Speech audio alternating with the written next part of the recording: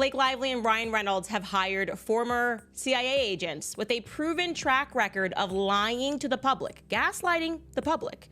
Blake Lively just pulled an insane move in her legal battle against Justin Baldoni, and trust me, it's the height of hypocrisy. This woman went out and hired an expensive ex-CIA operative to salvage her crumbling image. It's absurd that they were going to this level. And as we know, these agents will go to any lengths to manipulate the narrative. But no matter what tricks she pulls, her government-backed PR strategist won't stand a chance against Brian Friedman in court. Breaking news, Justin Baldoni just got a big win, meaning Blake Lively got a big loss. Are her lawyers dumb? Like, what's happening? Why do they keep making these mistakes and fumbling the ball like this? Blake Lively's legal battle against Justin Baldoni has officially turned into the biggest joke in Hollywood. What started as a lawsuit is now an embarrassing PR war, where Lively is not just losing in court, but publicly humiliating herself in the process. Well, I need to know who they were retaliating with. The woman who once prided herself on being America's sweetheart is now desperately throwing every legal tantrum possible, trying to make something, anything, stick to Baldoni. And guess what?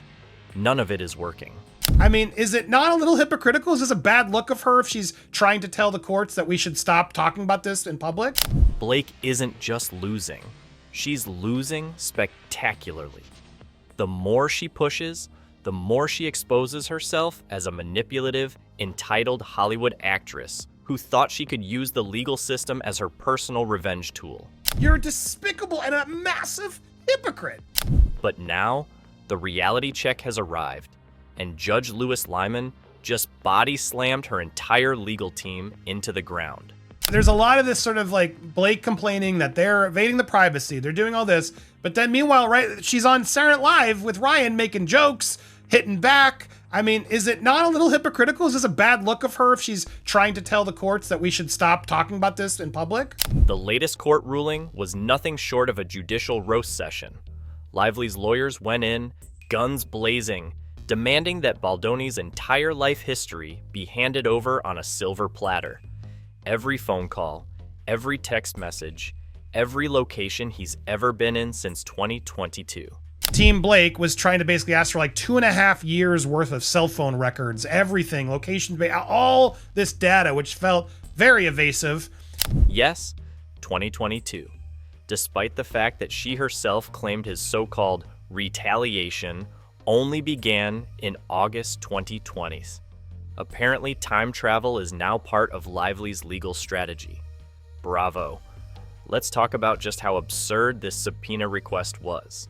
Lively's team basically demanded Baldoni's phone company turn over every call log, text, and even his location data for over 2 years. They basically said, listen, it's ridiculous that you're asking for all this stuff because you're asking for 2.5 years, but you claim the retaliation started in August of this summer. Not just his, by the way. They wanted records from PR experts, executives, and even Baldoni's own doctor. That's right, his doctor, because obviously his annual checkups must contain damning evidence of a Hollywood conspiracy against Blake Lively. Yes, Baldoni, you're right. We have squashed the subpoena. The reach was too big, and therefore they agreed that the ruling, they squashed the extent to seek the phone records of Wayfair. The ruling is without prejudice. Live parties, several modified subpoena. Judge Lyman wasn't having any of it. He looked at the circus act, sighed, and smacked the entire subpoena down for being ridiculously broad and totally unnecessary. He outright called it overly intrusive and disproportionate, which is basically the legal equivalent of what the hell are you even asking for? They went and met her and they said they were going to get rid of the request to the extent it said all documents related to blank, and they just wanted the phone records, and the court said no. The court said that could include therapists, doctors, friends, colleagues, business people. It's way too broad. Lively's team went in hoping to score a massive win, but ended up walking out looking like complete amateurs. Even attorney Greg Doucette, a legal expert, couldn't believe how ridiculous Lively's strategy was. He flat out called it a swing and a miss, which is just a polite way of saying, Blake, you embarrassed yourself. And so what he did is he sent him back to the drawing board and said, you gotta go meet and confer again. You could serve a more narrowly tailored subpoena, but you haven't done it here. And let's be real, Lively's legal team is a mess. They're fumbling harder than a toddler trying to walk for the first time. She claims Baldoni started a smear campaign in 2024, yet demanded records from 2022. Even the judge pointed out this blatant contradiction, essentially calling out how dumb her entire case is. When you make basic timeline errors in your lawsuit, you deserve every L that comes your way. Is this truly a win for Justin and a loss for Blake? Absolutely a win for Justin, and you're absolutely right, Andy, in your interpretation of the document. What they said is basically, they told you to go, you have to go meet and confer, and to even come up with more narrow requests. But of course, Blake wasn't going to take this L quietly. Instead of, hiring better lawyers or actually proving her case, she did what every Hollywood starlet does when they're cornered. She brought in a government-trained propagandist to clean up her mess. He's right there. He's absolutely right there. They are trying to keep some evidence out of the public eye. Yes, let's talk about Nick Shapiro, the former CIA Deputy Chief of Staff who has now magically transformed into a crisis PR expert. Because when things go south, what do? You call a guy who is trained in psychological warfare and government-level media manipulation. Nothing says I'm innocent like hiring a man who literally helped the government cover up scandals. First and foremost, Blake Lively and Ryan Reynolds have hired former CIA agents with a proven track record of lying to the public, gaslighting the public. Nick Shapiro isn't just any PR agent. This man worked under John Brennan, the former CIA director, and played a major role in intelligence-backed media control. And if that wasn't shady enough, he was one of the 51 intelligence officials who falsely signed a letter in 2020 claiming Hunter Biden's laptop was Russian disinformation. Let that sink in. He literally lied to the entire world to protect a political figure. And now he's supposed to make Blake Lively look like a victim? Good luck with that. She's quietly working with Nick Shapiro, the CIA's former Deputy Chief of Staff and Senior Advisor to former Director John Brennan. So this guy, high up, just about as high up as you could possibly get. But let's not kid ourselves.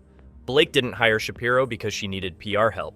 She hired him to spin the narrative, silence journalists, and bury negative press. Because that's exactly what he does. His entire career is built on controlling media narratives and manipulating public perception. This isn't a PR move. This is a cover-up. They just sort of take out, smear, and destroy the reputations of people that they don't like, or people perhaps that their clients don't like. But the question is, who do they do that on behalf of? Lively knows her case is crumbling, and instead of taking the loss, she's doubling down on deception. She's not hiring a lawyer to strengthen her legal argument. She's hiring a former government intelligence officer to make sure the public doesn't catch on to the fact that she's losing.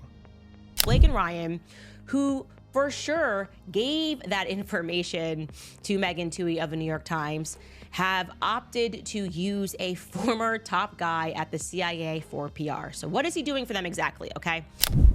Candace Owens absolutely destroyed Lively's pathetic attempt at PR damage control. She straight up said it.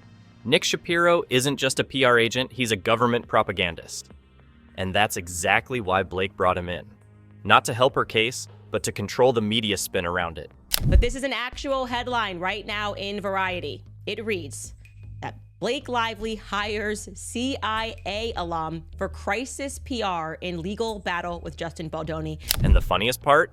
It's backfiring horribly. Hollywood is now seeing right through Lively's tactics. The public is turning on her faster than she ever expected. And every time her ridiculous legal strategy blows up in her face, she just looks guiltier. I mean, that first subpoena, as you pointed out when we talked on our prior show, it was massively overbroad. It basically asked for everything under the sun. And it was crazy. And it was never going to get granted in full. So I'm surprised they didn't back off and try to do a little more tailored at the beginning. Blake Lively thought she was playing chess, but she's barely playing checkers at this point. Hiring Nick Shapiro only made her look worse. Failing to get Baldoni's phone records only proves she has no solid evidence. And the more her legal team humiliates themselves in court, the clearer it becomes that she has nothing. The judge makes a point of well, then why do you need 2 years worth? In her own suit, she alleges this campaign started in August. So why the reach for 2.5 years? It was nice to see the judge really sort of acknowledge that. This was the part I'm looking. Let's not forget the huge lawsuits hanging over her head right now. Baldoni is suing her and Ryan Reynolds for $400 million, accusing them of defamation and extortion. Meanwhile, the New York Times is facing a $250 million lawsuit for publishing a hit piece that was almost certainly fed to them by Lively's team. Is anyone else seeing the gaslighting from Blake and Ryan, constantly trying to just wave things that we've seen with our own minds and pretend like they didn't happen? And now, thanks to Judge Lyman tearing her subpoena request apart, Baldoni's case against her is looking stronger than ever. This whole thing started because Lively thought she could destroy Baldoni's career. Now, it's looking like she's the one who won't have a career left when this is all over. Remember, a massive part of the CIA's job, really the most important part of the CIA's job, is managing public relations, because we, the people, wouldn't agree to go to war unless they sold that idea to us. They need a crisis. Blake Lively's hypocrisy is beyond comical at this point. In 2020, she sat back mocking Justin Baldoni for hiring crisis PR experts ahead of their film's release, acting as if he was some sort of desperate celebrity scrambling to fix his image. Fast forward to 2024, and what does she do? She hires a literal CIA-trained PR manipulator. You can't make this up. She ridiculed Baldoni for using PR, then turned around and dragged in a deep state government asset to save her sinking ship.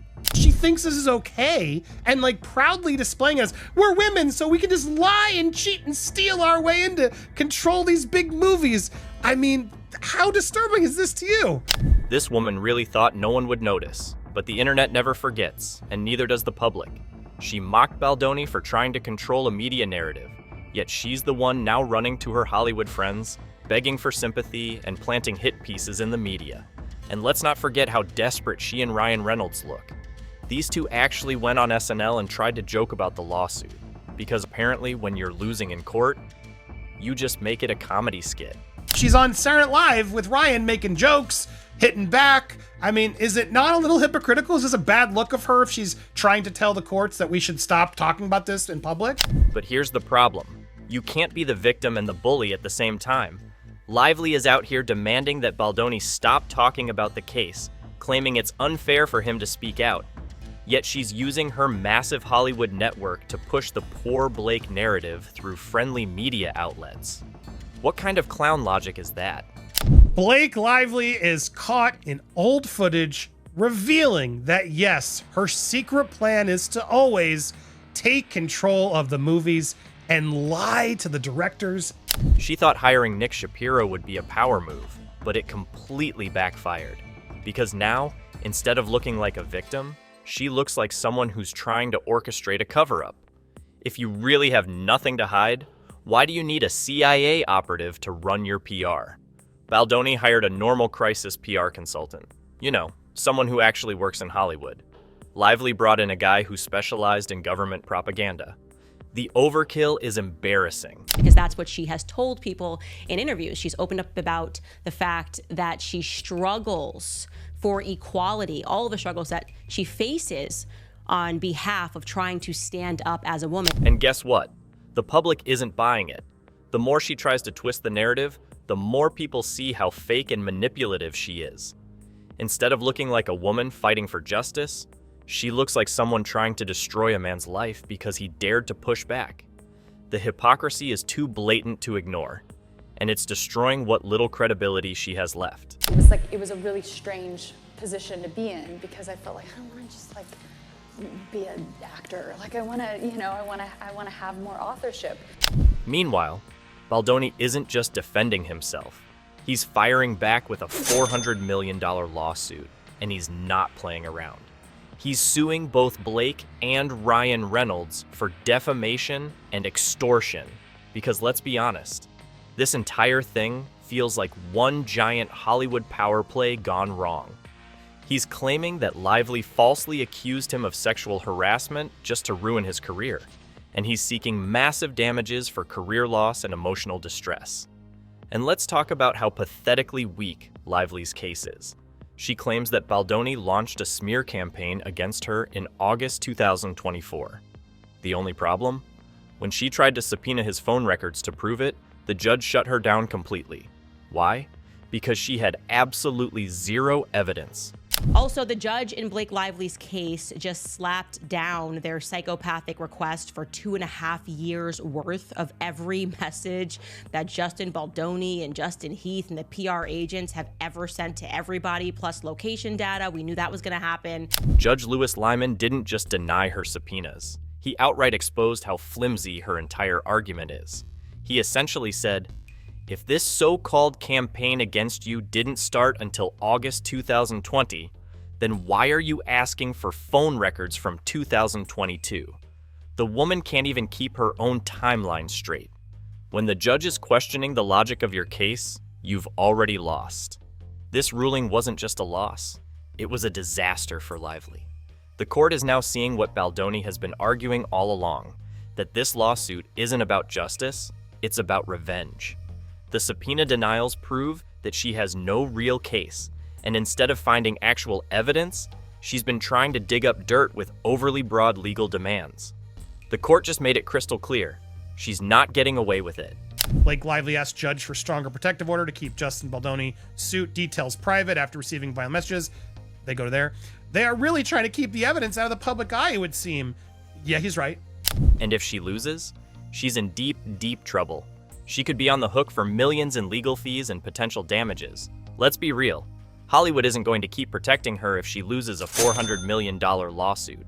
Taylor Swift have all been sort of inserted on this, thanks to you, Blake. And now it's gone against Justin, which Justin disputes and says that's not true. So when you get this information, or if your co-stars end up not supporting you, that all is private? And then what? We don't get to know that? No. But the lawsuits don't stop there. This entire case exploded into one of the biggest PR scandals in Hollywood, and the New York Times is smack in the middle of it. Lively needed a major news outlet to help push her victim narrative. So enter Megan Twohey, the so-called journalist who published a hit piece against Baldoni without any verified evidence. And just like that, the New York Times is now facing a $250 million libel lawsuit. And the real kicker? Leaked audio from WME CEO Ari Emanuel just exposed the Hollywood machine at work. This is the guy who controls some of the biggest names in the industry, and in this leaked recording, he outright confirmed what Baldoni suspected all along. Ryan Reynolds pressured WME to drop Baldoni. Jed Wallace, he was not actually a party to the suit. Well, she will be able now to receive his messages for 4 months, to be able to see if phone calls took place for 4 months. And of course they did, because they hired him. Reynolds and Lively are literally using their Hollywood clout to blacklist Baldoni behind the scenes, while publicly pretending they're just standing up for justice. This is next-level career sabotage, and they're getting exposed for it in real time. And let the process play itself out. These are good people that have been in the business for decades and have never had any bad press about them, and all the people they work with like them. And so, is this true what they're saying in that allegation? These are two bad guys. Candace Owens didn't hold back either. She called out the entire shady operation and straight up said, "This is proof that Lively and Reynolds are playing dirty behind closed doors." And she's right. Every single move Lively has made in this case screams manipulation. Ryan Reynolds went in there and said he wanted him dropped from WME, and somebody at WME who just outed himself made it happen. And that's Ari Emanuel, the CEO of WME, is now bragging that he dropped them. And he says his reason is because he's ride or die. She pushed the media to smear Baldoni. She hired a literal government propagandist to control the story. She tried to use the courts to pry into Baldoni's private life. And when that failed, she turned to Hollywood connections to try and destroy his career anyway. He assigned guilt to men, and it's sickening. It's sickening. And as a thinking person, we should have waited for the facts. Like, Justin has already been fired from so many things. The worst part? It's all falling apart. Her subpoena attempts failed. Her PR stunt with Nick Shapiro blew up in her face. And now, Baldoni's lawsuits are looking stronger than ever. Blake Lively wanted to ruin Baldoni's career. Instead, she just might have destroyed her own. That's my brother from another mother, and you're messing with my cousin, and I'm pregnant. It Ends With Us was supposed to be a career-defining movie for Blake Lively and Justin Baldoni. Instead, it turned into one of the messiest Hollywood feuds in years, leading to lawsuits, PR disasters, and a full-blown legal circus. Ironically, the movie itself was a massive success, grossing $351 million worldwide on a tiny $25 million budget, a financial triumph that should have been a win for everyone involved. They're trying to say, like, we are allowed to have confidentiality because this is an SH claim, and therefore it's so important that it must be secret. We must control and protect everyone. But of course, Blake Lively had to ruin it. Instead of basking in the film's success, she turned it into a battlefield, dragging Baldoni, her own husband, and even Hollywood executives into her personal revenge mission. Classic self-sabotage. And so this is a terrible look for Blake and Ryan Reynolds, but these two seem to be very intent on making every wrong move, in my opinion. Like, they truly believe they are too rich and too connected to have to face any responsibility for their lives. They're just going to hire people who are more immoral than them to handle it. Behind the scenes, the chaos was palpable. Lively and Baldoni couldn't even fake getting along for the cameras. They were supposed to promote the movie together, attend red carpets, and do joint press events, but they avoided each other like the plague. PR insiders had already sensed trouble long before the lawsuits hit. When two leads in a major film refuse to be seen together, it doesn't take a genius to realize something is off. Lively wasn't just difficult. She was setting the stage for a war. Are you nuts? Are you nuts? You made this a public battle, and now it is a public battle, and Justin has every right to fight this publicly to clear his name. And here's the kicker. This disaster didn't just hurt her, it's affecting Ryan Reynolds too. Hollywood is all about optics, and Reynolds' reputation is now tangled in Lively's legal mess. If there's one thing executives hate, it's drama that spills over into the press. With the entire industry watching this lawsuit unfold, the question is now being asked, will Lively even get cast in major films after this? If you were a producer, would you want to work with someone who sues their co-stars and hires CIA operatives to clean up her PR disasters? Probably not. Blake Lively and Ryan Reynolds have hired him because he has proven that he is willing to lie without flinching, that he will straight up lie to protect his clients, he will lie to gaslight the public, and he has proven successful under that model. At this point, the only thing keeping Lively relevant is the lawsuit itself. But the problem, she's losing. Badly. With the subpoena failure, her credibility is tanking in the courtroom and in the industry. But knowing how desperate she is, her lawyers will probably try again. Even after Judge Lyman tore apart her legal arguments, don't be surprised if she comes back with another round of subpoenas, trying to force Baldoni to hand over something, anything, that can be twisted into a gotcha moment. Can we just hold on, Blake? You published his text messages in a complaint that wasn't even a lawsuit, and then gave it to the New York Times before you filed it officially. You're a despicable and a massive hypocrite. But here's the problem. Baldoni's lawsuit is picking up steam. His $400 million defamation and extortion case isn't just moving forward, it's looking stronger by the day. If Lively loses this case, she's in serious financial trouble. And let's not pretend she's some self-made billionaire. She and Reynolds have money, sure. The moment Baldoni wins, it's game over for Lively. And the PR battle, already lost. This is beyond just the complaint. You published it to the New York Times, and you defamed him and disparaged him, and he disagrees with you. I don't agree that all SH claims moving forward should be put in a silent, quiet chamber where we must believe the woman. Are you nuts? Are you nuts? From the second she brought in Nick Shapiro, the CIA-linked PR fixer, she torpedoed her own public image. You don't hire a literal intelligence operative unless you have something to hide. Instead of making herself look sympathetic, she ended up looking like a manipulative actress trying to control the media. Hollywood execs aren't blind.